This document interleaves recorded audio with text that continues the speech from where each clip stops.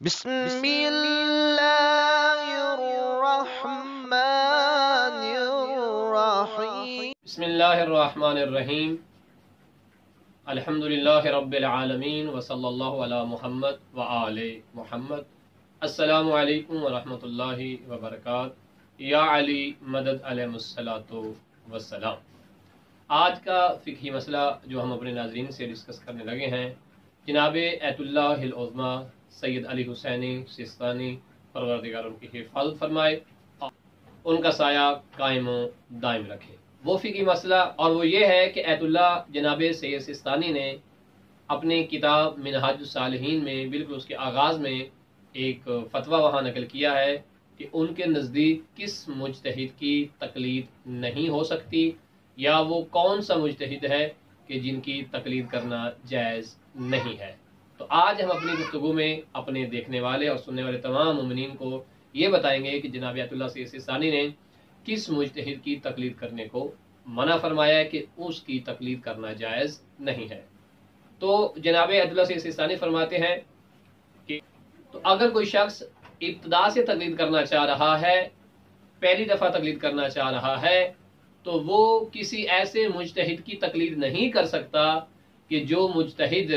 دنیا میں موجود نہیں ہے۔ مثال کے طور پر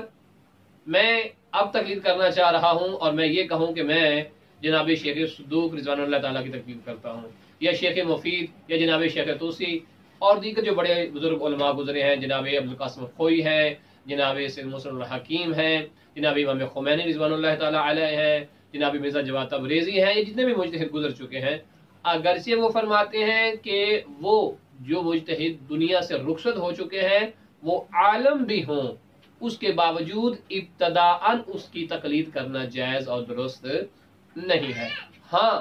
آپ اس طرح سے کر سکتے ہیں کہ آپ پہلے کسی مجتہد کی تقلید میں ہیں اور وہ مجتہد عالم تھا، چونکہ آپ جانتے ہیں کہ تقلید میں عالم کی شرط کا لحاظ رکھنا بہت ضروری ہے۔ تو اب جس مجتہد کی آپ تقلید کر رہے تھے وہ عالم تھے اور پھر وہ دنیا سے رخصت ہو گئے۔ اب آپ نے زندہ مجتہد کی تقلید کرنی ہے یا اسی اپنے سابقہ جو رخصت ہونے والے مجتہد ہیں انہی کی تقلید پہ باقی رہنا ہے؟ تو اس میں اقدس سیستانی فرماتے ہیں کہ اگر